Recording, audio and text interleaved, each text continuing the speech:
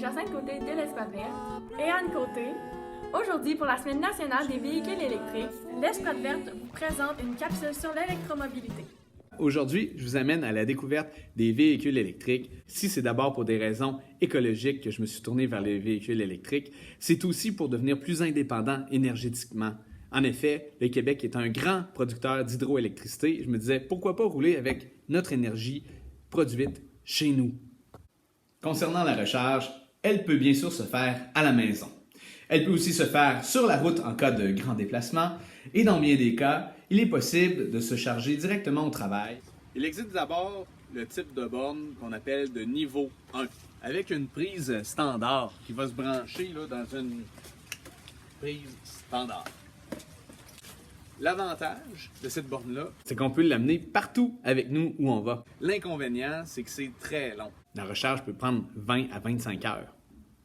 Alors c'est pratique, mais c'est plus en cas d'urgence. C'est pourquoi je recommande aux gens de se faire installer à la maison une borne de niveau 2. Elle est branchée sur un courant de 240 volts, comme un four ou une sécheuse. Si la batterie était complètement vide, j'arrive à la maison, je me charge sur ma prise de niveau 2, 5 à 6 heures plus tard, mon véhicule est plein. Pour brancher mon véhicule, j'ouvre la petite trappe, j'entre, et voilà, c'est fait. Il existe aussi des bornes dites intelligentes. Pour les amateurs de statistiques, vous allez pouvoir calculer votre consommation d'énergie. Vous allez recevoir sur votre téléphone intelligent, votre batterie est rechargée par exemple à 50%, à 75%. Vous allez avoir des notifications comme ça. Par contre, c'est des bornes qui sont plus dispendieuses. Les bornes publiques, par contre, sont intelligentes justement pour communiquer avec votre téléphone et dire « Votre recharge est terminée ». Comme ici à Saint-Romuald, à l'hôtel de ville de Lévis. Le circuit électrique nous propose donc des recharges de niveau 2. Il suffit d'utiliser la petite carte du réseau électrique pour débloquer la borne. Prendre le pistolet et à le brancher dans notre véhicule. Veuillez prendre note qu'un véhicule électrique peut perdre jusqu'à 40% d'autonomie en hiver. Il faudra en tenir compte lors de vos déplacements. Le circuit électrique a aussi mis en place à plusieurs endroits sur le réseau routier du Québec des bornes de niveau 3. En à peine 30 minutes, on peut atteindre 80% du niveau de notre batterie. C'est que si on chargeait plus que ça, la puissance de ce courant-là est tellement grande que ce serait dangereux de briser le véhicule. Et on a toujours une petite borne un peu plus petite de niveau 2 à côté de la plus grosse borne. On la voit là-bas, pour nous permettre de compléter la charge au besoin. Certaines compagnies de véhicules électriques comme Tesla ont même développé leur propre réseau de bornes de recharge. Voici le réseau des Superchargers. J'ai choisi un véhicule électrique. J'adore ma e-Golf électrique. Passer par le véhicule hybride avant de partir sur une voiture toute électrique. Pourquoi j'ai choisi une voiture hybride rechargeable plutôt qu'électrique? Je regrette absolument pas. J'aurais peut-être même dû faire le saut directement sur l'électrique. J'avais un souci d'avoir davantage d'autonomie, à savoir avoir une sécurité. Dans mon cas, je me suis rendu compte que j'allais jamais à Montréal. 200 km avec mon véhicule, largement suffisant pour venir au travail tous les jours. Puis on voulait avoir quelque chose de plus silencieux. Il ne fait pas de bruit. Nous avons l'impression d'être sur une soucoupe, dans une soucoupe volante. En fait, ce que j'aime surtout, c'est partir plus vite que tout le monde. La conduite sportive est aussi intéressante, un petit peu plus nerveux qu'une voiture à essence. Que ça, c'est fou la puissance. Le plaisir de conduire, l'accélération. Mais bref, je conduis correctement. Moi, j'aime surtout le fait d'être autonome entièrement. C'est-à-dire que je m'arrête plus à la station-service, j'arrive chez moi le soir, j'ai ma borne à la maison, je me branche. Donc, je suis totalement autonome. Voyage à l'école, aller-retour chaque jour en mode électrique. L'hiver, je le programme pour qu'il soit à 24 degrés Celsius à 7h15 le matin.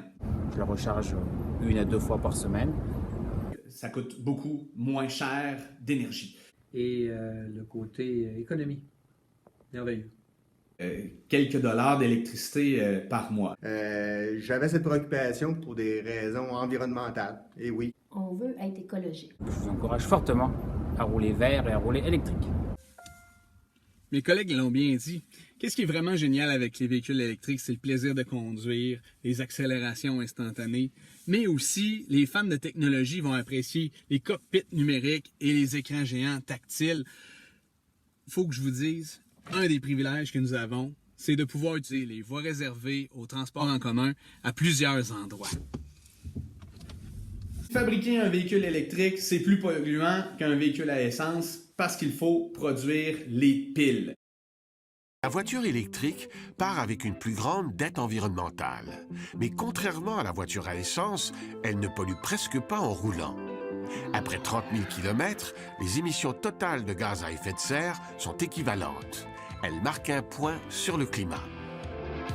Pour ce qui est de l'impact de sa fabrication sur les milieux naturels, il faut que la voiture électrique roule 10 000 km de plus pour atteindre l'équilibre avec la voiture à essence.